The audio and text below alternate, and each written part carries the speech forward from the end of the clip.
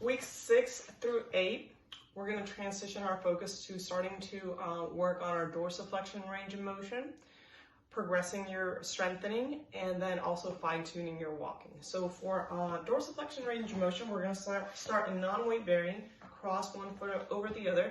You're going to put one hand on your toes, one hand on your heels. And we're going to be working on the motion of bringing your toes closer to your shin. Now remember, we haven't gone in this plane for a while, so you want to make sure to move slowly and gently into that first point of resistance and then relaxing back down. So we're going to work on that 10 times, and that's non-weight bearing dorsiflexion, okay?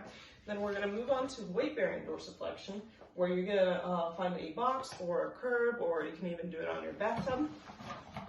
And you're going to line up your toes with the box, keeping your heel down. Then you're going to drive your knee forward so that the angle between your toes and your shin becomes smaller. That way you're increasing your dorsiflexion. So you're going to do the same thing. You're going to push to that first point of resistance and then back right off, and you're going to work on that 10 times. Then we can start working on our strengthening progression. We're going to start with partial squats or mini squats. So what we're going to do is we're going to place our feet hip width apart, and we're going to squat down to about 45 degrees and come back up. Now with time, we're going to gradually bring that squat depth lower. And the reason why we're not going directly into it is because it does require a good amount of dorsiflexion that we haven't developed yet. So we're just going to go partial squats for now, okay? The next exercise I want you to do for progression and strengthening is going to be heel raises, and that's going to start working on our calves, okay? So what you're going to do is you're going to come up, bring your heels off the ground, go up as high as you can, and come back down. So on both legs up, both legs down. We're going to be doing that 10 times, each time trying to get as much range as you are able, okay? Now for fine-tuning our walking and our mobility, we also need to improve our proprioception or balance.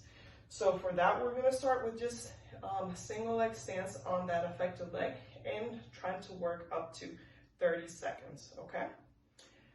After we do that, then we also want to work on another part of walking that's very important, and that's the heel-toe movement, okay?